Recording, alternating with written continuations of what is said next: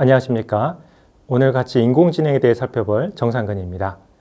오늘 우리는 현대 인공지능이 과거의 인공지능과 어떤 부분에서 다른지, 그리고 그런 인공지능을 활용할 때 어떤 핵심 기술을 우리가 익히고 있어야 될지, 그리고 마지막으로 그런 인공지능이 우리 사회에 널리 퍼지게 되었을 때 어떤 사회적인 영향력을 가지게 될지에 대해서 살펴보도록 하겠습니다. 자, 우리가 오늘 다룰 주제는 크게 두 가지입니다. 첫 번째는 인공지능 자체에 대한 기술적 이해와 사회적인 영향력에 대해 살펴볼 거고요. 두 번째 시간에서는 최근 여러 분야에서 화두가 되고 있는 메타버스, 조금 더 크게 확장해 보면 두 가지 세상의 연결에 대한 주제를 이야기해 볼 생각입니다. 자, 여러분께 간단한 퀴즈를 드리도록 하겠습니다. 여러분들은 이게 어떤 것이라고 생각하십니까? 네, 바로 모든 분들께서 대답을 하실 수 있을 것 같은데요. 바로 사다리입니다. 그러면 여러분들은 어떻게 이걸 보시자마자 사다리를 사다리라고 말할 수 있는 걸까요? 사실 인공지능을 개발한다고 하는 것은 사람이 사다리를 사다리라고 말할 수 있는 것처럼 기계도 사다리를 사다리라고 말할 수 있을 때 비로소 인공적으로 지능을 만들 수가 있는 거겠죠. 이렇게 사다리를 사다리게끔 하는 그 핵심을 표현하는 기법에 대해서 과거부터 여러 가지 시도가 있어 왔습니다. 전통적인 인공지능은 이런 사다리를 표현할 때 논리적으로 혹은 어떤 특정한 규칙을 찾아서 해결하려고 했습니다. 예를 들면 이런 식인 거죠.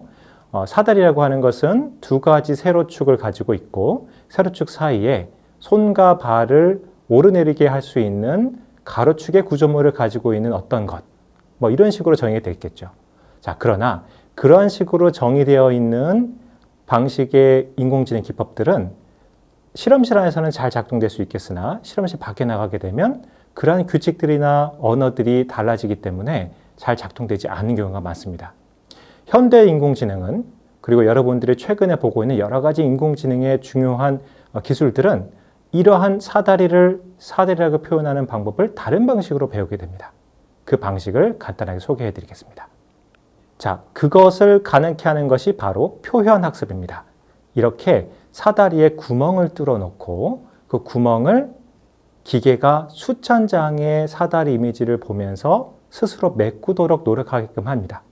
자, 어느 순간 대단히 많은 사다리를 보고 나서 기계가 이 구멍을 메꿀 수 있다면 그 사다리를 인식하고 있는 기계가 바로 사다리를 이해하고 사다리의 핵심을 표현할 수 있는 그러한 지능을 갖췄다고 얘기해 볼 수 있지 않을까요? 자, 여기에 보시고 계신 것은 우리 인류의 문명의 발전에 대해서 한 표의 그림으로 만들어 놓은 것입니다. 지금 보시면 선사시대 때부터 우리가 살아왔던 방식들, 그리고 인쇄기가 발달되고 산업혁명이 발달하는 이러한 흐름을 가지고 있는 걸 볼 수가 있습니다. 우리의 인류의 문명은 인쇄의 발달과 그리고 교통의 발달로 급속하게 가까워지고 확장되게 되었죠. 사실 이렇게 인류의 문명이 발달하게 되는 것은 다음과 같이 인간이 사용할 수 있는 언어와 표현 체계의 발전과 그 궤를 같이 합니다. 즉 정리하자면 인류 문명의 발달과 우리가 사용하는 기호 체계의 발달이 같이 가고 있다는 거죠. 예를 들어서 여기 나온 것은 4만 년 전에 우리의 선조들이 동굴에 남겨놓은 그림입니다. 누가 봐도 코뿔소죠. 그러니까 그 당시에 코뿔소와 같이 살았던 우리 선조들이 코뿔소를 추상화하고 형상화해서 그림으로 그려놓은 것입니다. 즉 우리는 아주 옛날부터 어떤 것을 상징화하고 추상화할 수 있는 능력을 가지고 있었다는 거죠. 자, 여기 보고 계신 것은 이집트의 상형 문자입니다. 상형 문자를 이용해서 그 당시에 이집트 사람들은 문화나 생각 혹은 정보 등을 동시대 사람들에게 그리고 그 이후의 세대에게 전달할 수 있게끔 되었습니다. 여기서 보시는 또 다른 정보 표현 체계는 바로 우리가 잘 아는 오선지입니다. 악보라고도 볼 수 있겠죠. 우리가 이렇게 음악을 정리하고 기록할 수 있는 체계를 개발함으로 인해서 우리는 모차르트 시대 혹은 베토벤의 시대에서 남겨졌던 그 소중한 유산들을 지금 이 시대에서도 누리고 연주할 수 있게 되는 거죠. 이러한 정보체계가 매우 극단적으로 발전하게 된 것이 바로 물리학이나 수학 같은 거가 되겠죠. 우리는 더 이상 현실 세계에 발을 붙이고 있지 않더라도 수학 세계, 물리적인 기호의 세계만 가지고도 새로운 입자들을 발견하게 되거나 새로운 현상들을 미리 예측할 수 있게 되었습니다. 대표적인 것이 이런 화학 기호죠. 우리는 평생 살면서 한 번도 수소라든지 탄소들을 만져볼 수가 없습니다. 화학자가 아니고서는요. 그러나 이렇게 간단한 원자 구조, 원자들과 원자들이 붙어 있는 형상들을 기호화하고 그 기호들을 나열을 연산함으로써 한 번도 만나보지 못했던 두 가지 화학물질들이 만났을 때 어떤 화학물질이 나타나게 될지를 예측할 수 있는 그런 힘이 생기게 되었습니다. 자, 지금까지 살펴보신 것처럼 우리는 기호들, 이 세상을 표현하는 표현 체계, 그 표현 체계들을 충분히 고도화하고 발달시킴으로 인해서 인류 문명을 발달시켜 온 거죠. 자, 정리하자면 우리가 살아온 문명의 핵심은 바로 우리가 살고 있는 현실 세계 real world를 어떻게 표현할 것인가, 그리고 그 표현 방법은 현재까지는 기호화로 정리될 수 있습니다. 자, 지금부터 설명드릴 것은 현대 인공지능이 그리고 앞으로의 인공지능이 무엇보다도 인류 문명의 중요한 의의를 가지게 되는 부분이 이 기호의 중심을 둔 표현 체계가 달라지고 있다는 것입니다. 즉 정리하자면 표현 체계의 패러다임이 시프트하고 있다는 거죠. 자, 다시 원래 예로 돌아가 보겠습니다. 이렇게 사다리를 가지고 있을 때 현대의 인공지능, 데이터 과학은 이렇게 만들어진 사다리에 일부러 손상을 가합니다. 그리고 그 손상된 부분을 기계한테 스스로 메꾸도록 시키죠. 기계는 순수하게 데이터, 즉 수천 장, 수만 장의 사다리 이미지만 보고 이 사다리의 빈 부분을 메꾸려고 노력할 겁니다. 우리 인간은 여기 비어있는 부분을 금방 메꿀 수가 있어요. 왜냐하면 사다리의 핵심을 알고 있기 때문이죠. 마찬가지로 어느 순간 이 사다리를 메꿀 수 있는 기계가 나타난다면 그 기계는 이 사다리를 이해하고 있고 표현할 수 있다고 말할 수 있지 않을까요? 그것이 바로 현대 인공지능의 핵심입니다. 즉 표현학습을 데이터만 가지고도 수행할 수 있다는 점이 현대 인공지능의 가장 큰 장점이고요. 그러한 장점에 기반하고 있는 것이 현재의 인공지능 그리고 앞으로 벌어지게 될 ICT의 혁명의 근간이 되는 것입니다. 사다리에서 본 것처럼 그렇게 데이터를 통해 사다리를 사다리라고 표현할 수 있는, 여기 보시는 사과를 사과라고 표현할 수 있는 핵심을 기계가 스스로 배워낸다는 거죠. 그럼 그렇게 배워낸 표현 방식은 어떻게 될까요? 자, 여기 보시면 왼쪽의 방식이 전통적인 사람의 방식입니다. 사과를 표현해봐 라고 했을 때 우리는 사과 전문가를 모셔오죠. 사과 전문가가 사과를 표현할 때 색깔, 당도, 지역 이런 식의 특정한 특징들을 뽑아내고 특징에 대한 값을 기록함으로써 표현해내는 방식이 전통적인 사람의 방식입니다. 여러분 이 표현 방식 많이 보시지 않았을까요? 여러분이 매일 사무실에 쓰고 계시는 엑셀 같은 스프레드시트 같은 프로그램이 대표적인 이러한 표현 체계를 잘 담아내는 그러한 방식입니다. 즉 하나의 행들이 사과 하나하나를 표현하고요. 열이 그 사과의 특징들을 표현하게끔 되어 있는 거죠.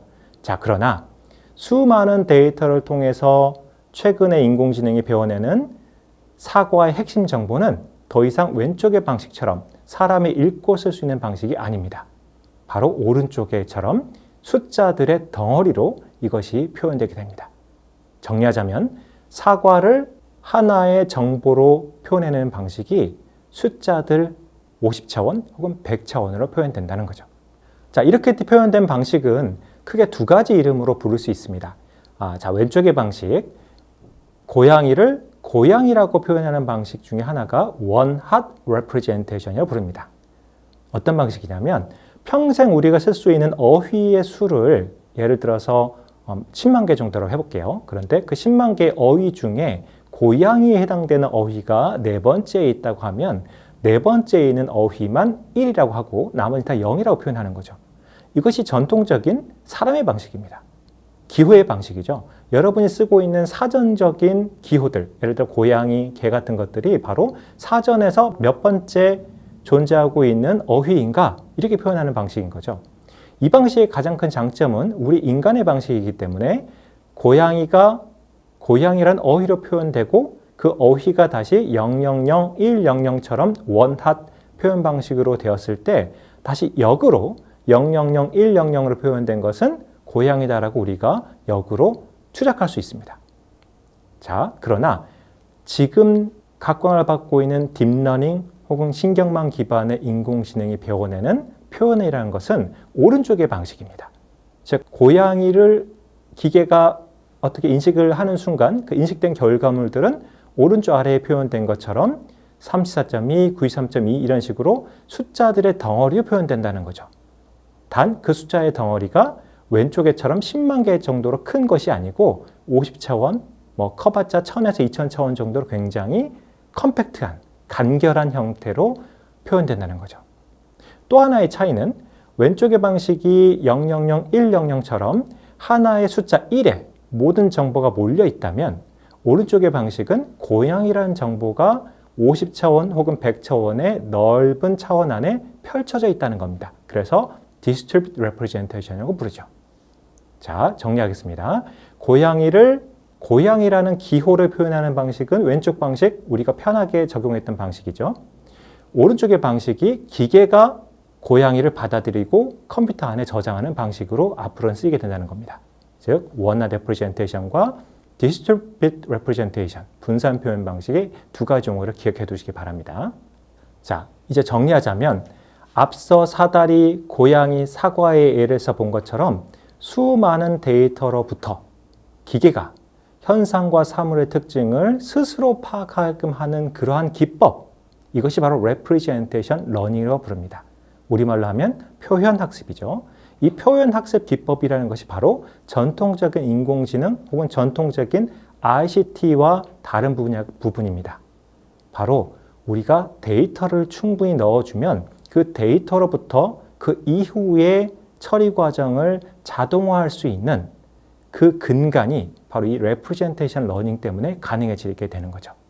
예를 든다면 이제 기계는 수많은 바둑 기보를 던져주면 어떤 바둑이 좋은 바둑인지 알게 됩니다.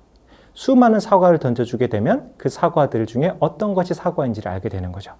이런 식으로 데이터를 중심으로 하는 산업계의 전반적인 재편, 이것이 인공지능이 앞으로 우리에게 줄 가장 큰 영향력 중에 하나입니다. 자, 그러면 레프레젠테이셔닝이 궁극적으로 우리 사회에 주는 영향을 몇 가지 축을 가지고 분석해 보겠습니다. 자, 과거의 인공지능, 조금 더 나아가 보자면 과거의 ICT 기술이라고 하는 것들은 사물과 현상의 특징을 사람이 만든 규칙에 의해서 추출하게 됩니다. 그리고 그 특징들은 사람이 읽거나 쓸 수 있고, 즉 엑셀에다 저장할 수 있는 형태인 거죠. 그 위에서 AI 알고리즘이나 혹은 다른 좋은 알고리즘들이 작동되게 되는 방식입니다. 그러나 지금부터 그리고 앞으로 벌어지게 될 인공지능에 기반한 데이터 중심의 사회 흐름은 사물의 데이터들이 특징 연산, 즉 학습된 파라미터에 의해서 연산되어서 굉장히 간결한 형태의 숫자들 덩어리로 표현될 거고요. 그 숫자들 덩어리를 사람들이 직접적으로 해석하기는 힘듭니다. 그러나 기계는 그런 숫자들 위에서 AI 알고리즘을 작동시키거나 혹은 다른 알고리즘에 기반해서 의사결정을 하거나 의사결정을 도와주는 방식으로 작동되게 된다는 겁니다. 자, 이것을 다른 방식으로 좀 표현해 보자면 과거의 아날로그 투 디지털 혁명의 꼴과 거의 유사한 꼴이라는 것을 여러분들이 인식할 수 있을 것입니다. 자, 우리가 아날로그에서 디지털로 넘어가는 시점, 예를 들면 필름 카메라에서 디지털 카메라로 넘어가는 시점을 생각해 보시면 좋을 것 같아요.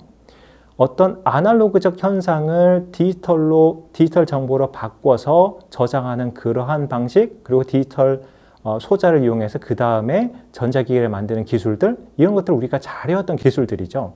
그러나 앞으로는 어떻게 될 거냐? 그렇게 디지털화되어서 저장되어 있는 데이터들 덩어리, 그 데이터들 덩어리 위에서 시멘틱, 즉 의미를 뽑아내는 컴포넌트 기술을 갖고 있는 사람들이, 그런 조직들이 더욱 경쟁력을 가지는 그런 사회가 열릴 것입니다. 즉 아날로그에서 디지털로 바뀌는 이 혁명의 꼴이 그대로 데이터에서 의미를 찾아내는 꼴과 같아지게 된다는 거죠. 그렇기 때문에 앞으로의 우리가 사회를 살아갈 때 어떠한 시멘틱 컴포트를 갖고 있느냐, 어느 정도의 시멘틱 컴포트를 갖고 있느냐가 그 조직의 경쟁력이 된다는 거죠. 또 하나 중요한 부분은 저런 시멘틱 컨버터 자체를 만들어낼 때 과거에는 사람이나 특정한 알고리즘에 의존해서 만들었다면 앞으로는 저러한 시멘틱 컨버터를 만들기 위해서 수많은 데이터를 쌓아두어야만 하고요. 그 데이터로부터 좋은 의미를 뽑아낼 수 있는 인공지능 전문가 혹은 인공지능 설계자가 필요하고요. 그것들을 이용해서 충분히 많은 시간 동안 의미를 뽑아낼 수 있는 컴퓨팅 인프라가 필요하게 되겠죠. 그래서 그런 총체적인 사회적인 역량이 집결되어야만 좋은 시멘틱 컨버터를 만들어내게 될 겁니다. 자, 이 영상은 Representation Learning의 성공적인 사례를 보여주고 있는 영상입니다. 자, 여기 보시다시피 이것을 만든 회사가 엔비디아라고 하는 전통적인 하드웨어 업체입니다. 소프트웨어 업체가 아니고요. 하드웨어 업체가 선도적으로 인공지능 기술을 개발하고 있고요. 이 업체가 한 것은 수많은 얼굴, 즉 사람의 얼굴 데이터들을 모아서 그 얼굴들이 어떻게 표현학습되는지를 증명한 사례입니다. 자, 여기 보시면 위에 쪽에 있는 얼굴들이 실존하고 있는 사람이고요. 가장 왼쪽에 있는 것들도 실존하고 있는 사람입니다. 즉, 위의 이미지 몇 개와 아래쪽 이미지를 합성해서 만들어진 새로운 얼굴들이 아래쪽에 존재하고 있는 이미지들입니다. 자, 어떻습니까? 아래쪽에 있는 얼굴만 봐서는 이 이미지가, 이 얼굴들이 기계가 만든 것이라고 여러분들 구분하실 수 있나요? 사실 얼굴에 대해서는 거의 기계가 제대로 된 표현학습을 했다는 것을 알 수 있습니다. 우리는 우리가 구분할 수 없을 만큼 정확한 얼굴의 표현을 자유자재로 컨트롤할 수가 있는 거죠. 자, 그러면 현대 인공지능의 핵심이라고 할 수 있는 딥러닝. 딥러닝은 전체적인 다른 학문들과 어떤 관계를 갖고 있는지를 정리해 드리도록 하겠습니다. 자, 가장 큰 범위에 있는 것이 인지과학이고요. 인지과학은 인간과 인간, 인간과 물건 혹은 동물들끼리 이런 전체적인 인간의 정보처리 활동 혹은 동물의 정보처리 활동을 다루고 있습니다. 그 안에서 사람의 지능을 전문적으로 다루는 학문이 바로 인공지능이고요. 그런 인공지능을 구현하는 데 있어서 다양한 방법들이 있겠죠. 어떤 분들은 수학적으로 접근할 수도 있을 거고요. 어떤 사람들은 논리적으로 접근할 수도 있고 데이터에 기반해 접근할 수도 있고 다양한 방식들이 있을 텐데 그 중에서 사람이 이렇게 저렇게 해라라고 말하지 않고 기계가 데이터로부터 스스로 학습해서 문제풀이 방법을 해결하는 것이 바로 머신러닝이라고 부릅니다. 즉 기계가 스스로 배운다는 거죠. 그 머신러닝에 여러 가지의 갈래가 있을 텐데 그 중에서 인공신경망에 기반해서 머신러닝을 구현하려고 하는 시도들을 딥러닝이라고 부릅니다. 자, 그러면 이런 머신러닝과 데이터 마이닝은 어떻게 다른가요? 간단하게 정리해 드리자면 데이터 마이닝을 하시는 분들, 머신러닝을 하시는 분들이 거의 비슷한 기술들을 씁니다. 그래서 머신러닝 하시는 분들 데이터 마이닝 할 수 있고요. 반대로 데이터 마이닝 하시는 분들도 머신러닝 하실 수 있습니다. 다만 목적 자체가 조금 다른 것 같아요. 머신러닝은 학습 능력을 다루고 그 학습을 통해서 어떤 문제풀이 방법을 개발하거나 발견하는 것이 주 목적이라고 한다면 데이터 마이닝은 수많은 데이터들 위에서 어떤 패턴을 찾거나 직관을 얻어내는 것이 그 목적인 것 같습니다. 자, 지금까지 여러분들이 살펴보신 인공지능을 가지고 앞으로의 펼쳐질 미래 사회를 간단하게 예견해 보도록 하겠습니다. 우리는 인공지능이 데이터를 통해서 무언가를 배워낼 수 있는 기술이라고 배웠습니다. 자, 그러면 간단하게 살펴보자면 앞으로의 사회는 무언가를 학습해주는 친구들이 존재할 거예요. 그리고 그 학습해주는 친구가 내가 데이터만 던져주면 해결 방법을 얻어낼 수 있는 그런 장치가 우리 사회에 나타난다는 거죠. 그 장치가 여러분들이 매일 쓰고 있는 데스크탑이나 스마트폰 어디에든 존재하게 되는 그러한 사회가 오게 될 것입니다. 자, 이렇게 인공지능이 우리 사회에 널리 퍼지게 되면 앞으로는 어떤 세상이 펼쳐지게 될까요? 바로 인공지능을 통해서 우리가 문제를 해결하고 그 문제 해결 방법이 다시 사회에 적용되는 그런 세상이 열리게 될 겁니다. 즉, 우리가 우리 현실에 있는 여러 가지 문제들을 잘 살펴보고 조각해서 인공지능이 혹은 기계가 잘 풀어낼 수 있는 형태대로 정의하는, 즉 문제 정의 능력이 우리에게 무엇보다도 중요하게 될 거고요. 그렇게 잘 정의된 문제와 데이터를 활용해서 기계는 우리에게 좋은 방향으로 솔루션을 만들어내 줄 겁니다. 그래서 그 솔루션을 다시 사회에 적용하고 그 사회에서 다시 또 좋은 문제를 정의하고 이런 식의 선순환 과정을 만들어내는 것이 앞으로의 우리의 역할이 될 겁니다. 자, 그러면 인공지능을 여러분들이 공부하실 때 어떤 부분을 어떠한 꼭지를 가지고 공부하실지를 간단하게 정리해 드리겠습니다. 먼저 인공지능은 현실 세계에서 기능들을 가지고 있습니다. 그리고 그 기능들을 실제 구현할 때 어떤 방식으로, 즉 데이터에 기반할 것인지 논리적으로 접근할 것인지 이런 구현 방법에 따라 좀 다르게 접근할 수가 있고요. 마지막으로 여러분이 직접 다루시는 데이터가 자연어 처리 데이터인지 혹은 이미지 데이터인지 이런 다른 데이터의 종류에 따라서 구분해 볼 수 있을 것 같아요. 그래서 이 세 가지의 조합을 잘 찾아서 여러분들에게 맞는 인공지능 기술을 공부하시면 좋을 것 같습니다. 자, 마지막으로 인공지능이 현실 세계에서 가지는 기능들을 정리해 보자면 크게 인과관계 분석, 분류 기술, 계획하기, 탐색하기, 그리고 가까운 것 찾기, 마지막으로 세상을 표현하기 이렇게 다양한 현실 세계에서 기능을 여러분 생각해 볼 수 있을 것 같습니다. 그래서 여러분이 만약에 어떠한 인공지능 기술을 현업에 적용해 보고 싶다 그러면 그 문제가 요구하는 것이 분류 기술인지 계획하기 기술인지를 먼저 파악하신 다음에 그 기술에 맞는 세부적인 인공지능 기술들을 찾아서 구현해 보시거나 활용해 보시면 될 것 같습니다.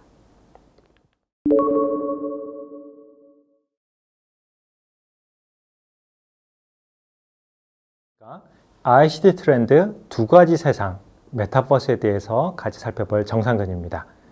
자, 이번 시간에는 우리가 최근에 많이 듣고 있는 메타버스에 대한 이야기를 좀 해볼 텐데요. 조금 더 큰 주제로, 즉 두 가지 세상이 어떻게 만나고 새로운 가치를 창출할 것인가, 그리고 그러한 세상에서 우리가 핵심적으로 알고 있어야 될 기술들은 어떤 것인가에 대해서 살펴보도록 하겠습니다. 자, 다음과 같은 가정을 세워볼까요? 우리가 살고 있는 세상, 그 세상이 어떤 세상인가를 구분하는 기준으로 시간이라는 것을 한번 생각해 보시면 좋을 것 같습니다. 여러분들이 매진하고 있는 혹은 사용하고 있는 시간들의 대부분이 스마트폰에서 쓰고 있다면 여러분들 이미 스마트폰 속에 살고 있던 게 아닐까요? 만약 여러분들이 현실 세계에서 걷거나 뛰는 시간을 더 많이 쓰고 있다면 그런 세상에서 더 살고 있는 것일 수도 있습니다. 즉, 우리가 과거에는 불가능했던 또 다른 세상이 인터페이스 기술들, 스마트폰 기술, 컴퓨터 기술들이 발전함에 의해서 과거에는 불가능했던 것들이 점점 가능해지고 있습니다. 즉, 현실에 발붙이고 있지 않더라도 가상세계에서 스스로 무언가를 만들어낼 수 있고 소통할 수 있고 연결될 수 있는 그런 세상이 열리고 있다는 거죠. 자, 정리해보자면 과거에는 하나의 세상에 살아왔던 것이 이제는 두 개의 세상, 더 나아가면 복수의 개의 세상들이 어떻게 연결되고 그 사이에서 가치가 만들어질 것인지를 우리가 한번 고민해 볼 필요가 있다는 거죠. 자, 현실 세계에 살고 있는 세상을 왼쪽에 지구라고 표현해 본다면 우리가 생각할 수 있는 가상의 세계, 조금 더 구체적으로 기술적으로 얘기해 보자면 컴퓨터 위에서 구현할 수 있고 연결시킬 수 있는 그런 세상을 오른쪽의 세상이라고 생각해 보겠습니다. 이 두 가지 세상에 분명히 우리는 시간을 쏟고 있습니다. 걸어가거나 밥 먹거나 자는 데에 현실 세계에서 쓰고 있고요. 친구와 이야기하거나 강의를 하거나 강의를 듣거나 혹은 더 나아가서 일을 하는 데서도 가상의 세계, 즉 컴퓨터 위의 세상에 살고 있죠. 이 두 가지 세상이 어떻게 연결될 것인가, 연결되었을 때 어떤 세상이 열릴 것인가를 모두 연구해 보는 것들이 메타버스라고 보셔도 무방합니다. 자, 간단한 퀴즈를 드리겠습니다. 2021년 3월 기준에 42조의 기업 가치를 가지고 있고요. 매달 매출 및 이용자 수가 이런 식으로 가파르게 증가하고 있으며 현재 이 기업은 혹은 이 서비스는 초통령으로 불리기도 하고요. 월간 활성 이용자 수가 약 1억 5천만 명에 달하는, 그리고 그 중에 3분의 1이 16세 미만인 미국의 9세에서 12세 어린이가 그 중에 3분의 2가 이 서비스를 활용하고 있는 것으로 알려진 이 서비스는 과연 무엇일까요? 바로 로블록스입니다. 로블록스는 최초의 시작이 일종의 교육 툴이었습니다. 여기 보시다시피 우리가 컴퓨터 안에 실제로 물리적인 상황을 만들어 주는 거죠.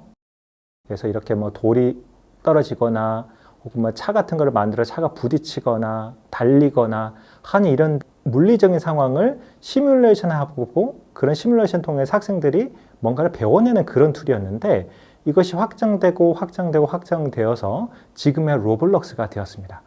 자, 이게 어디까지 확대이 되었냐면 이러한 것들을 우리가 직접 만들 수가 있고요. 즉 사용자가 직접 만들 수가 있고 인터랙션 시킬 수 있는, 즉 그 안에서 게임이라든지 영화 혹은 어떤 다른 인터페이스까지 할 수 있는 그러한 플랫폼으로 확장시켜 두었습니다. 즉 이 회사가 주장하고 있는 것은 더 이상 하나의 교육 툴이라든지 게임 툴이 아니고 일종의 창의 플랫폼, 즉 크리에이티비티 플랫폼이라는 것이죠. 그래서 앞으로의 메타버스 혹은 하나의 리얼 월드와 가상의 컴퓨터 월드가 어떻게 합쳐질지를 하나의 좋은 성공 사례로 보여주고 있습니다.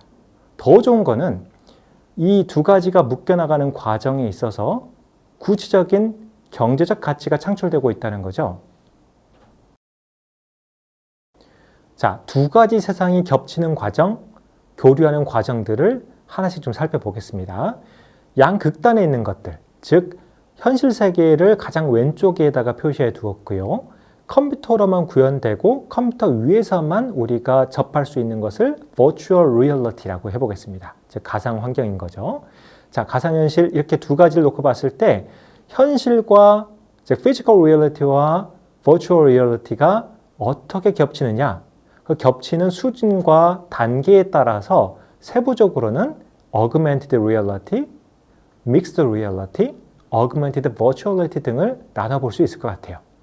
자, 우리가 메타버스라는 말을 이야기할 때 이것만이 메타버스야 혹은 저것만이 메타버스야 라고 말하는 건 조금 힘들어요.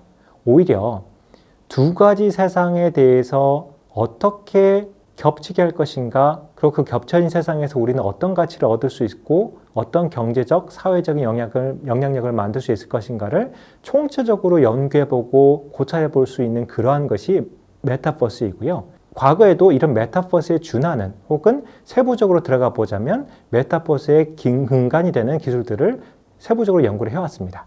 그 대표적인 것들이 AR 기술, MR 기술, AV 기술들이 있겠죠. 자, 이 사례는 구글의 사례인데요. 구글은 대표적으로 메타버스와 비슷한 디지털 트윈을 가지고 새로운 가치를 만들려고 하고 있는 회사입니다.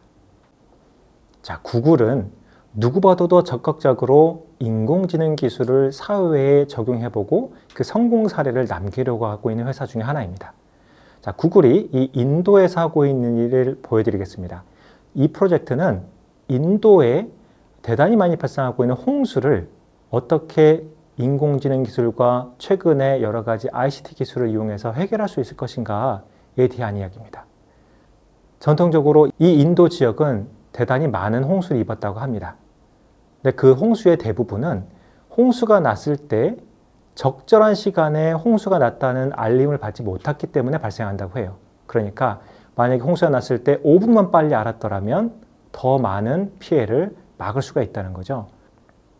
이러한 홍수를 막기 위해서 전통적인 방식이 아니라 최근의 ICT 기술, 인공지능 기술, 그리고 이런 것들을 하나로 합쳐서 제대로 된 플랫폼을 만들어낼 수가 있다면 홍수를 적극적으로 막을 수 있겠다고 하는 것이 구글의 아이디어입니다. 구글이 취하는 방식은 매우 간단합니다. 강 전체에 대해서 몇 가지 센서들을 박아두고요. 인공위성 사진을 이용한다든지 혹은 다른 모바일 폰의 정보들을 활용한다든지 해서 다음과 같은 디지털 트윈 정보를 만들어내게 됩니다. 자, 우리가 디지털 트윈 세상에서 충분히 홍수를 시뮬레이션 해보고 물이 어떻게 퍼져나갈 것인가, 이 땅은 몇 분 뒤에 잠길 것인가를 충분히 예측할 수 있다면 실제로 홍수가 나왔을 때도 누구보다도 빠르게, 즉 과거의 방식보다는 빠르게 경보를 날 수가 있겠죠. 그렇게 빠르게 전달된 경보로 인해서 사람들은 안전하게 될 겁니다. 즉 어떻게 두 가지 세상이 연결될 것인가, 하나는 현실 세계, 또 하나는 가상의 이 강을 포함하는 지형, 이 두 가지를 연결시켜서 구체적인 사회적인 가치를 만들어내고 있는 사례가 되겠습니다. 구글이 하고 있는 접근 방법을 다른 이름으로 부르는 것이 바로 디지털 트윈입니다. 이름이 굉장히 직관적이죠. 쌍둥이, 즉 현실 세계가 있다면 그 현실 세계를 똑같이 혹은 시뮬레이션 가능한 환경으로 복사를 해놓은 마치 쌍둥이와 같은 것들을 디지털 세상 위에다가 만들어 놓겠다는 거죠. 즉 정리하면 현실 세계를 그대로 모방해 놓은 컴퓨터 세상이 있는 겁니다. 자, 그러면 왜 제너럴 일렉트릭 같은 제조업의 강자가 디지털 트윈을 만들어낸 걸까요? 그 당시에 GE는 다음 같은 상황을 생각했습니다. 우리가 제조업을 하든지 혹은 뭔가를 만들어내는 공사 현장에 있든지 간에 우리가 미리 그러한 상황들을 디지털 트윈, 즉 컴퓨터 세상 위에서 시뮬레이션 해보고 예측해 볼 수 있다면 어떤 재료가 언제 들어가야 될지, 언제 기계 고장 날지를 미리 예측할 수 있음으로써 미리 사고를 방지한다거나 혹은 들어가는 비용들을 최소화하는 그러한 새로운 가치를 만들 수가 있겠죠. 그러한 기술을 통칭해서 디지털 트윈이라고 불러왔습니다. 자, 방금 설명드렸던 구글의 예를 보시면 구글은 홍수라는 자연재해를 막기 위해서 현실에 있는 강, 그 강 주변에 있는 지형들을 똑같이 복사를 했죠. 즉 또 다른 세상을 만들어낸 겁니다. 그래서 또 다른 세상인 컴퓨터 세상에서 홍수를 예측하고 미리 시뮬레이션 해본 결과를 다시 우리 세상, 현실 세계에 접목함으로써 인명을 구하는 그러한 서비스를 개발하고자 하는 거죠. 두 가지 세상이 만나서 새로운 가치나 어떤 경제적 효과를 불러일으키는 분야가 바로 엔터테인먼트입니다. 사실 엔터테인먼트만큼 메타버스가 잘 작동될 수 있는 구조를 갖고 있는 게 없어요. 왜냐하면 우리는 팬덤이라는 걸 갖고 있습니다. 어떠한 연예인 혹은 어떠한 아이돌이 있을 때 그 아이돌에게 우리가 쏘는 애정들이 이미 하나의 세상에 내가 충분히 빠져들 수 있을 만큼, 즉 가상 세계에 빠져들 수 있게끔 하는 기본적인 매력으로 작동하게 되는 거죠. 자, 메타버스 혹은 두 가지 세상이 연결되는 지점을 가장 성공적으로 구현할 수 있는 사례가 바로 SM 엔터테인먼트의 이 에스파 사례라고 저는 생각하고 있습니다. 왜냐하면 정말 구체적으로 사회적인 경제적인 가치를 만들어내고 있기 때문이죠. 자, 이 사례는 하나의 가수가 현실적으로 물리적으로 한계를 갖고 있다는 점을 메타버스를 통해서 풀고 있는 사례입니다. 즉 우리는 잠도 자고 지역적으로 한 시간에 한 곳에서밖에 존재할 수 없는 한계를 갖고 있는 거죠. 그러나 메타버스의 나의 정체성과 나의 특징을 고스란히 갖고 있는 친구가 나를 대신해서 활동할 수 있다면, 노래할 수 있다면, 춤출 수 있다면 그 친구를 통해서 얼마든지 물리적으로 연결이 불가능한 다양한 사람들과 팬들에게 우리의 어떤 가치를 제공해 줄 수 있다는 거죠. 메타버스가 앞으로 어떻게 진화하게 될 것인지, 그리고 그러한 서비스들이 어떤 형태로 우리에게 다가오게 될 것인지 예측하는 건 대단히 어려운 일입니다. 지금도 분주하게 많은 기업들이, 조직들이 이러한 연구를 하고 있고요. 그러나 우리가 두 가지 세상이 만나게 되었을 때 어떤 기술들이 있어야 두 가지 세상이 잘 만나게 됐고 앞으로 정말 그럴듯한 메타버스가 만들어질지를 예측해 볼 수는 있을 것 같아요. 자, 하나의 세상이 있고 또 다른 세상이 있습니다. 우리는 가장 먼저 해야 될 행위가 현실 세계에 있는 그 무언가를 또 다른 세상에 옮겨놓는 작업을 먼저 해야 돼요. 아까 전에 엔터테인먼트에도 보셨죠? 카리나라고 하는 하나의 가수의 정체성, 특징들을 가상의 컴퓨터 환경으로 옮겨놓는 작업이 필요한 거죠. 자, 그 작업이 바로 Representation Learning, Representation Extraction이 기본이 되어야 되는 겁니다. 즉, 여기서 보시다시피 나의 모습 혹은 나의 특징을 그대로 따내는 아바타, 그 아바타를 만들려면 무언가 현실 세계에 존재하고 있는 것을 그대로 특징만 추출할 필요가 있겠죠.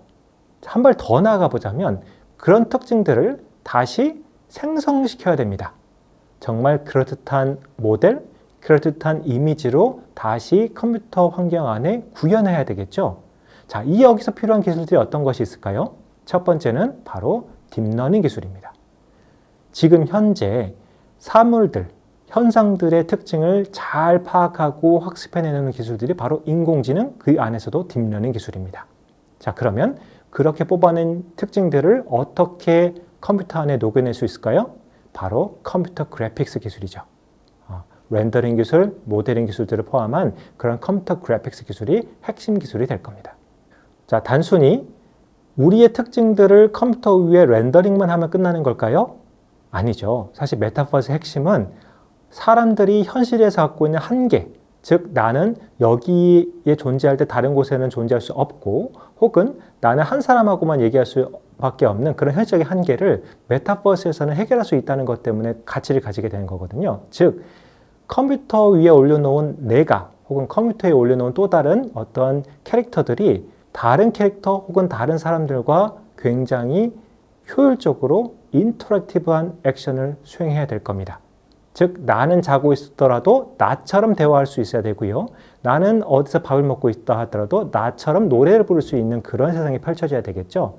즉 자연어 처리 기술이라든지 혹은 이미지 제너레이션 혹은 스피치 제너레이션 이런 기술들이 반드시 만들어져야 됩니다. 자, 또 하나는 이러한 두 가지 세상이 잘 접목되고 앞으로 진화하려면 여기서 경제적 가치가 창출돼야 될 거예요. 즉 페이먼트 기술, 그러니까 어떠한 가상세계에서 만들어지는 디지털 재화들에 대해서 우리가 돈을 지불할 수 있는 시스템들이 매우 편리하게 구현이 돼야 될 겁니다. 대표적으로 어떤 가상 환경에서 만들어진 특정한 아이템들, 그런 아이템에 대해서 내가 가치를 부여해주고 그 아이템은 복사되지 않는다는, 즉 NFT 같은 그런 아이디어들이 반드시 구현되고 그것을 사는 데 있어서 내가 환율이라든지 혹은 환전 같은 그런 것 복잡한 절차가 필요 없이 진행이 되게끔 되어야 두 가지 세상이 잘 겹쳐질 수 있겠죠. 즉 이것을 구현하는 블록체인 같은 기술들이 메타버스를 활성화시키는 기술 중에 하나가 될 겁니다.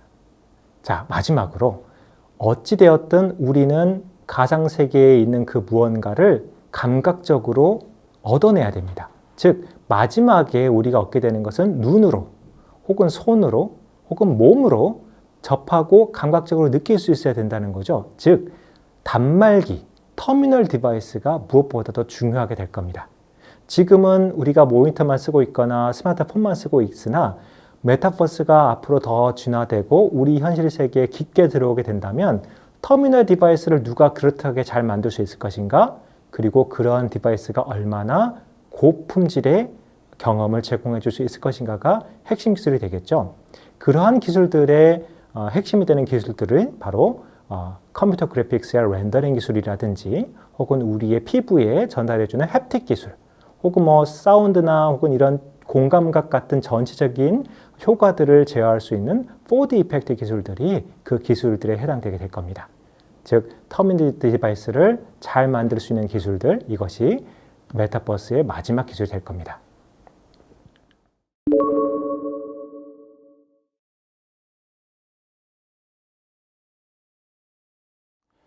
네, 앞 시간을 통해 정상근 교수님과 함께 인공지능 그리고 메타버스에 대해서 알아봤는데요. 저는 이번에 블록체인 기술에 대한 설명과 함께 이를 활용한 최신 산업 트렌드 및 사례에 대해 소개를 드리게 된 김용곤이라고 합니다. 저는 마운드라는 블록체인 스타트업에서 근무하고 있습니다. 마운드는 블록체인 기반의 금융인 디파이를 대중에게 가장 가깝게 만들 수 있도록 새로운 서비스를 계속해서 연구 개발하고 있는 회사입니다. 이번 발표를 이렇게 준비하게 되어 개인적으로 굉장히 기쁘게 생각하고 조금 부족하지만 블록체인의 최신 적용 트렌드를 파악하고 어떻게 블록체인을 산업에 적용할 수 있는가에 대해 고민하실 때 조금이나마 도움이 되었으면 좋겠습니다. 오늘 준비한 발표 순서는 다음과 같습니다. 우선 블록체인이란 기술에 대해 간략히 요약해서 말씀드리고자 합니다. 블록체인이란 기술이 어떻게 탄생을 하게 되었으며 또 왜 사람들이 블록체인을 혁신이라고 부르는지 그 이유에 대해서 한번 간략히 말씀을 드리겠습니다. 그리고 이어서 블록체인을 활용하는 최신 산업 트렌드에 대해서 한번 짚어보고자 합니다.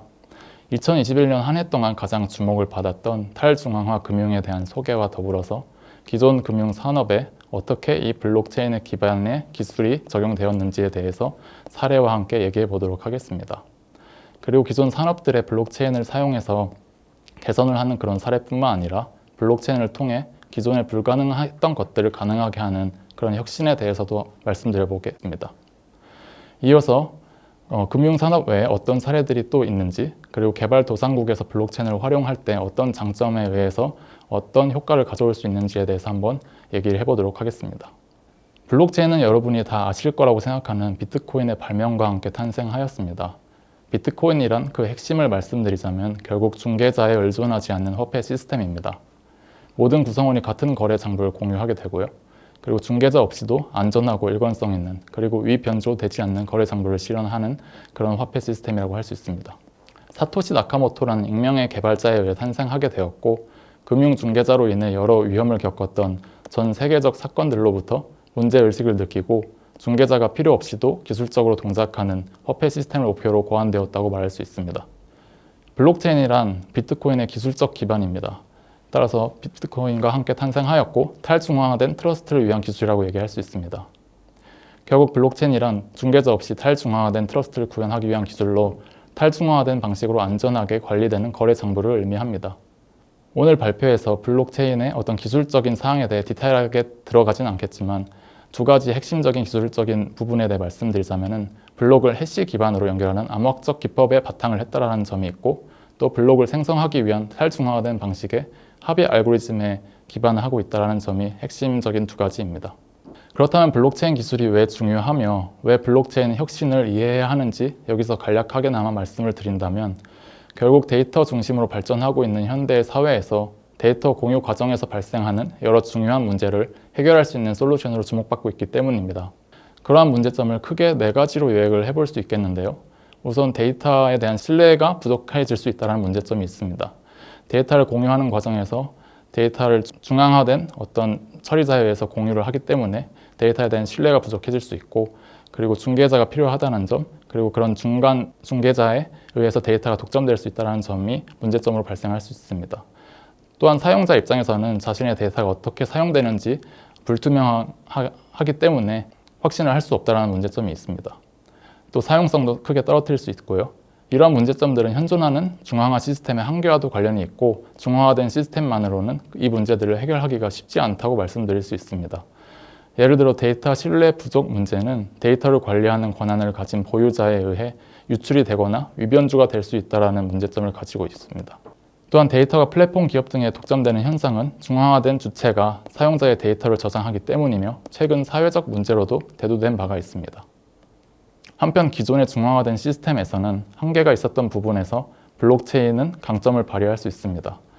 예를 들어 데이터 신뢰 부족은 블록체인의 경우 모든 참여자가 데이터 공유를 하고 상호 검증을 함으로써 자체 신뢰성을 확보할 수 있게 됩니다.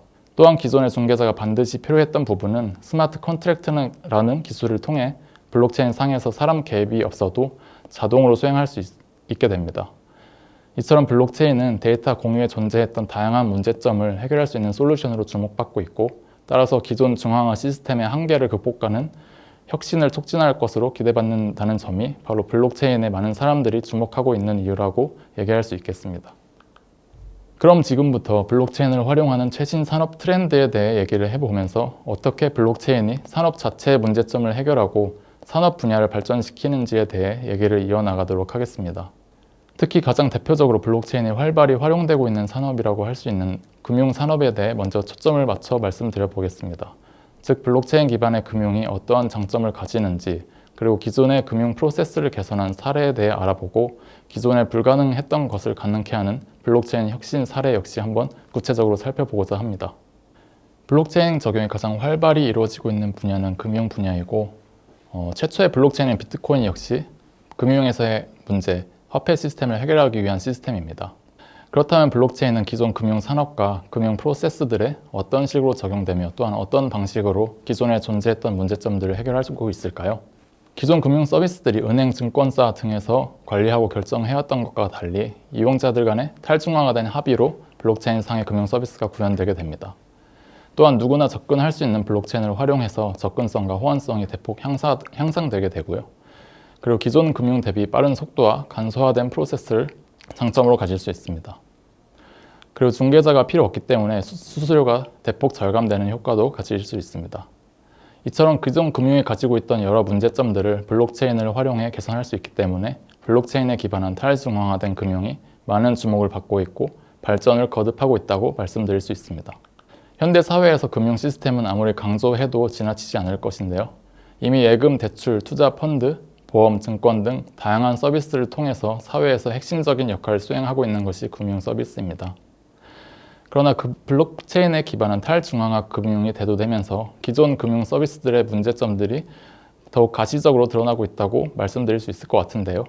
대표적으로 복잡한 절차와 불투명성, 그리고 정보 비대칭성, 그리고 중개자에 의한 비싼 수수료와 같은 문제점을 말씀드릴 수 있을 것 같습니다. 블록체인을 활용한 탈중앙화 금융인 디파이는 보다 효율적이고 투명한 절차를 확보하고 중간 매개자가 필요 없는 금융 서비스를 통해서 기존 금융 서비스의 문제점들을 해결할 것으로 많은 기대를 받고 있습니다. 디파이가 현대 사회의 금융 서비스나 금융 프로세스를 보완하고 혁신하는 것을 말씀드리기에 앞서서 디파이란 기술이 무엇이며 어떻게 동작하는지에 대해 간략히 말씀을 드리고자 합니다. 우선 디파이를 정의하자면 블록체인 기술에 기반한 탈중앙화된 형태의 최신 금융 기술이라고 얘기할 수 있을 것인데요. 기존 중앙화된 금융은 중개기관 통제에 의해서 금융 서비스가 제공되게 됩니다. 반면에 탈중앙화된 금융은 중개기관 없이 알고리즘에 의해서 금융 활동이 이루어지게 됩니다. 현재 디파이 산업은 굉장히 가파르게 성장하고 있습니다. 대표적인 블록체인 네트워크 중에 하나인 바이낸스 스마트 체인에서 일일 거래 횟수는 1,500만 건에 이르고 있고 일일 활성화 사용자 수는 200만 명에 이르고 있습니다. 또한 디파이 산업의 전통 금융기관이나 서비스들의 가상자산 시장 진입이 굉장히 활발히 이루어지고 있는데요. 대표적으로 미국에서 비트코인 ETF가 상장되기도 했고 그 외에도 대기업이나 은행과 같이 정통적인 기관들에서의 관심이 매우 활발하게 이어지고 있습니다. 기존 금융 서비스의 대부분이 현재 디파이 서비스로 구현 가능한 상황입니다. 예금, 대출, 보험, 결제, 파생상품, 그리고 거래소, 그리고 스테이블 코인에 대해서는 뒤에서 설명드리겠지만 달러 등의 화폐와 동일한 가치를 지니도록 블록체인 상에서 설계된 디파이의 핵심 서비스로서 역시 굉장히 많은 사람들이 사용하고 있는 상황입니다. 디파이 서비스는 어떻게 구현되며 또 어떤 특징을 가지고 있는지에 대해 간략하게 말씀드리고자 하는데요. 디파이에서의 모든 거래는 스마트 컨트랙트를 통해 수행이 되게 됩니다. 스마트 컨트랙트란 블록체인 상에서 동작하도록 구현된 프로그램입니다. 사용자가 만약 자신의 돈을 디파이 서비스에 예치를 하고 싶은 경우에 사용자는 스마트 컨트랙트에 있는 함수를 호출하게 됩니다. 이 경우 함수에 있는 코드가 그대로 수행이 되고 예를 들어 유저로부터 돈을 가져오고 또 예치금을 증가시키는 등의 코드가 수행이 되고 이를 통해서 금융 서비스가 동작하게 됩니다. 이러한 스마트 컨트랙트의 특징으로 다음과 같은 4가지의 특징을 말씀드릴 수 있겠는데요. 우선 스마트 컨트랙트는 굉장히 투명합니다. 누구나 배포를 할 수 있고 또 누구나 검증을 가능한 그런 상태를 가지고 있습니다. 또한 스마트 컨트랙트는 불변성이라는 특징을 가지고 있습니다. 한 번 배포된 컨트랙트는 수정이나 삭제가 불가능하기 때문에 어떤 조작 같은 위험성에서 자유롭다고 할 수 있고요. 그리고 응용성도 굉장히 중요한 특징입니다. 컨트랙트를 호출하는 상위 컨트랙트가 구현이 가능하기 때문에 머니레고라고도 불리는 형태로 이미 존재하는 스마트 컨트랙트를 바탕으로 새로운 스마트 컨트랙트가 개발이 되고 더욱더 다양한 서비스로 확장이 되는 그런 식의 응용이 가능해집니다. 또한 실시간성을 특징으로 가지고 있습니다. 블록체인 상의 트랜잭션이 수행이 끝난 즉시 그 상태가 반영이 되기 때문에 굉장히 빠른 속도로 서비스가 이루어지게 됩니다. 앞서 설명드린 다양한 디파이 서비스 중에서 스테이블 코인에 대해서 좀 더 설명을 드리겠습니다. 스테이블 코인이란 일정한 가치를 지니도록 설계된 암호화폐를 의미하며 스마트 컨트랙트 상에서 달러처럼 사용할 수 있는 토큰이라고 얘기할 수 있습니다. 토큰 발행 기관이 보유한 실물 화폐 혹은 가상 자산을 담보로 발행을 하게 되고요. 다이라던가 아니면 USDT, USDC 같은 화폐가 굉장히 다양하게 쓰이고 있습니다. 다이는 가장 대표적인 스테이블 코인이고 스마트 컨트랙트로 개발된 첫 번째 디파이 서비스이기도 합니다. 다이는 미국 달러 가치에 연동된 스테이블 코인이고 암호 자산인 이더리움을 스마트 컨트랙트에 예치하고 이를 담보로 삼아서 토큰을 발행하는 방식으로 동작하게 됩니다. 현재 유니세프나 적십자 등의 구호 및 기부와 관련된 다양한 기관들이 다이를 실제 산업에 적용하는 사례를 많이 만들어내고 있습니다. 이어서 말씀드리고 싶은 것은 자선 및 기부 산업에서 디파이가 어떠한 역할을 하는지에 대한 것입니다. 앞서 예금 대출과 같은 핵심 금융 서비스에 대해 이미 디파이 서비스가 존재하고 있고 굉장히 활발히 사용되고 있다고 말씀드렸는데요. 하지만 아직 기존 전통 금융의 예금이나 대출 같은 것들을 완전히 대체하기에는 규제 등의 여러 가지 이슈가 존재하기에 조금 더 시간이 필요한 상황이지 않을까 합니다. 그러나 자선이나 기부 산업과 같이 전통 금융 산업은 아니지만 금융 프로세스가 핵심적으로 포함된 산업들에서 이미 디파이에 의한 금융 활동이 기존 대비 확실한 장점을 가지고 발전하는 모습을 보이고 있기에 여기서 간략하게나마 소개를 드리고자 합니다. 기존의 전통적 금융기관을 통하지 않고 디파이로 행하는 자선 기부 활동은 어떤 장점을 가지고 있을까요? 우선 굉장히 저렴한 처리 비용을 장점으로 얘기할 수 있겠습니다. 또한 블록체인이 전 세계에서 동작하는 네트워크이기 때문에 효율적으로 전 세계의 자선단체 송금이 가능해집니다. 기부자들에게 매우 중요한 요소인 높은 수준의 익명성 역시 기본적으로 충족시킬 수 있고요. 또 기부 현황 추적을 돕는 투명성 역시 굉장히 높습니다. 실제 기부 금액에서도 계속해서 디파이를 통한 기부 금액이 커지고 있는 것을 확인할 수 있습니다. 기빙 블록이라는 암호화폐 기부 산업에 종사하는 단체는 자선단체가 암호화폐를 쉽게 받고 또 개인도 기부를 쉽게 할 수 있도록 돕고 있는데 2020년 한 해에만 210만 달러를 모금한 바 있습니다. 또 금융 서비스 대기업인 피델리티는 2020년에 2,800만 달러의 암호화폐 기부금을 모았으며 이는 2019년 대비 2배 이상의 수준으로 지속적으로 모금액이 증가하고 있는 상황이라고 할 수 있습니다. 이어서 국내 사례에 대해 좀 더 말씀드리고자 관련 조사를 해보았는데요. 아직까지 국내에서 기존 산업에 대한 디파이 적용 케이스는 그렇게 많다고는 얘기할 수 없습니다. 역시 규제 등의 이슈로 인해서 기존 산업에 대해서 적용이 쉽지 않은 부분이 있기 때문인데요. 그렇지만 이를 위한 연구 활동이나 시범 사업이 굉장히 활발히 이어지고 있습니다. 예를 들어 2021년 1월에는 블록체인 기반 혁신금융 생태계 연구 보고서가 발간된 바가 있고 또 한국은행은 카카오와 함께 디지털 화폐 모의 실험 연구 사업을 진행하고 있습니다.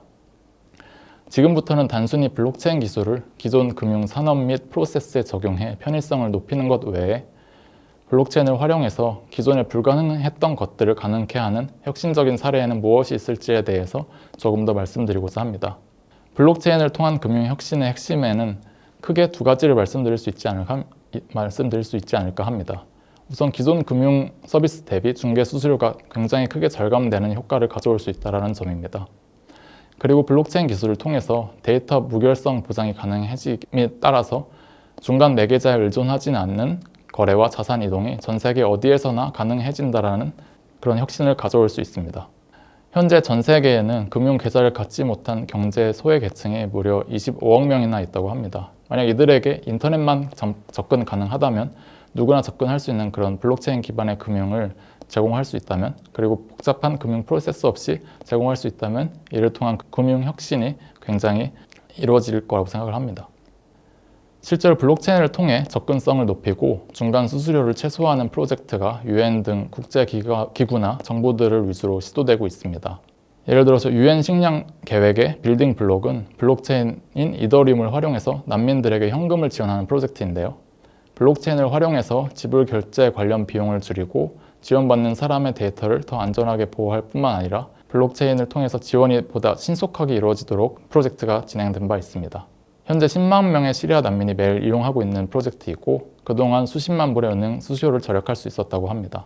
블록체인 상에서 장부가 기록되기 때문에 이를 조작할 수 없고 지원금의 대부분이 올바른 곳에 알맞게 쓰인 그런 블록체인의 장점을 보여주는 대표적인 사례 중에 하나라고 할 수 있습니다. 2018년 9월 4일에 포브스에는 블록체인을 통한 혁신에 대해 아주 긍정적으로 평가한 글 역시 기고된 바가 있는데요. 블록체인은 UN SDGs, 즉 UN이 선정한 지속가능 발전 목표를 달성하는 데 도움을 줄 수 있다라는 제목의 글에서 아래와 같은 주장이 있었습니다. 흥미롭게도 이 지속가능 발전 목표를 달성하기 위해 가장 혁신적인 기술이 블록체인이며 이 기술이 굉장히 다양한 분야에 사용 가능하다는 이야기였습니다. 실제로 UN에서는 다양한 프로젝트에 블록체인을 적용하고 있고 블록체인을 통해서 기존에는 매우 쉽지 않았던 일들을 해결하는 사례들을 계속해서 보여주고 있습니다. 이에 대해서는 뒤에서 좀 더 얘기해 보도록 하겠습니다. 국내에서도 블록체인을 이용한 투명한 기부 플랫폼의 구현이 시도되고 있는데요. 예를 들어 기버 클락이나 체리와 같은 서비스들이 개발되고 있고 기존에는 중앙화된 시스템상 한계가 있었던 기부 산업을 발전시켜 나가면서 새로운 기부 문화를 만들어 나가고 있는 좋은 예시라고 볼 수 있지 않을까 합니다. 지금까지 금융산업, 그리고 전통 금융산업은 아니지만 금융활동과 깊은 관계가 있는 기부 산업에 초점을 맞춰서 블록체인이란 기술의 최신 산업 트렌드 및 사례를 살펴보았습니다. 기존 산업에 디파이라는 탈중앙화 금융을 적용한 것부터 시작해서 블록체인을 이용해 기존에 존재하지 않는 방식으로 혁신을 이루어내는 사례들까지 한번 살펴보았는데요. 이어서 금융산업이 아닌 그 외에는 어떤 사례들이 있는지, 그리고 개도국에서 블록체인의 활용에 대해 한번 정리를 해보고자 합니다. 블록체인을 통해 발전하고 있는 산업 트렌드로 금융 분야 외에 얘기할 수 있는 분야는 대표적으로 인증에 관련된 시장이 있습니다. 블록체인에 기반한 신원증명 기술은 굉장히 주목받고 있는 부분이라고 얘기할 수 있는데요. 대표적인 키워드로는 DID와 SSI를 얘기할 수 있습니다. 각각 탈중앙화된 신원증명과 자기주권 신원을 의미하는데, 블록체인을 통해서 이러한 기술들이 구현될 수 있고, 결과적으로 누구의 소유도 아닌 블록체인에서 자신의 식별자가 관리되고 누구나 이를 확인할 수 있는 형태로 인증이 가능해지게 됩니다.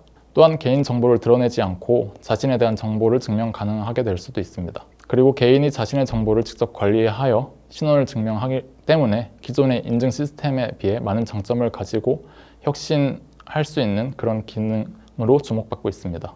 아직까지 적용 사례를 많이 찾아볼 수는 없지만, 국내에서는 아이콘 루프가 제주도시와 합작하여 블록체인 DID 신원 인증 시스템으로 관광 방역을 선도한 사례가 있습니다. 또 해외에서는 역시 유엔에서 블록체인을 신원 관리에 활용한 케이스가 있었고, 마이크로소프트에서도 이와 관련된 프로젝트를 진행하고 있습니다. 마지막으로 블록체인이 가져올 수 있는 혁신들의 핵심적인 부분들을 정리하면서 개도국에서의 활용 예시를 한번 구체적으로 얘기해 보고자 합니다. 우선 블록체인 기술을 도입할 경우 국제 송금 수수료를 절감하는 장점을 얘기할 수 있습니다. 국제은행 간 송금망 시스템인 스위프트의 경우에는 송금 수수료가 7.1%에 달하게 됩니다. 만약 블록체인 기술을 도입한다면 이런 식의 국제 송금 수수료를 굉장히 없는 수준으로 절감을 할 수 있게 됩니다. 그에 따라 다양한 개도국에서의 블록체인 기술 도입 시 다양한 서비스가 국제 송금과 더불어 구현될 수 있을 것입니다. 그리고 신원 증명의 간편성이란 장점이 있습니다. 현재 전 세계에는 법적 신원이 없는 인구가 11억 명에 달하고 있는데요. 블록체인을 통해서 간편하게 신원을 증명할 수 있는 기술을 개발할 수 있고, 디지털 신원을 만들어서 플랫폼에 저장하고 식량 지원 혹은 보건 혜택 등에 제공을 할 수가 있게 됩니다. 예를 들어 에이드 테크놀로지라는 회사는 블록체인 기술로 국제 원조를 제공한 최초의 회사인데요. 블록체인 기술을 통한 신원 인증으로 국제 원조를 제공한 바 있습니다. 또 UNOPS 프로젝트는 블록체인 기반 신원 인증으로 아동 인신매매를 방지하는 프로젝트를 진행하고 있습니다. 또한 오픈된 접근성, 그리고 상호 온용성은 블록체인의 굉장히 큰 장점이고, 누구나 접근 가능한 인터넷 기반의 금융 서비스를 제공할 수 있게 합니다. 현재 전 세계에는 금융 계좌조차 없는 인구가 20억 명에 달하고 있다고 합니다. 이런 인구들에게 오픈된 접근성의 블록체인은 보다 손쉽게 사용할 수 있는 금융 서비스를 제공할 수 있는 기틀을 마련할 수 있게 됩니다. 또한 블록체인은 그 과정에서 정보에 대한 투명성을 굉장히 높게 확보할 수 있기 때문에 정보 비대칭성을 해결할 수 있습니다. 공급망에 대한 추적이 역시 정확하게 가능해지고, 이에 따라서 정보 불균형을 해소해서 개도국에서 있었던 여러 가지 사회 문제를 해결할 수 있습니다. 또 농수산물에 대한 유통 추적 등을 실제로 블록체인을 통해서 가능하게 하고 적정 가격에 판매하는 등의 프로젝트가 진행된 바 있습니다. 이처럼 금융 소외자들의 경제 생산성을 증대시킬 수 있는 방안으로 블록체인이 활용될 수 있을 것입니다. 오늘 발표 내용을 정리하자면 크게 두 가지로 요약할 수 있을 것 같습니다. 우선 블록체인은 기존 산업 분야에서 내포하고 있는 여러 한계를 개선하고 혁신할 수 있도록 다양한 장점을 가진 기술이라는 점입니다.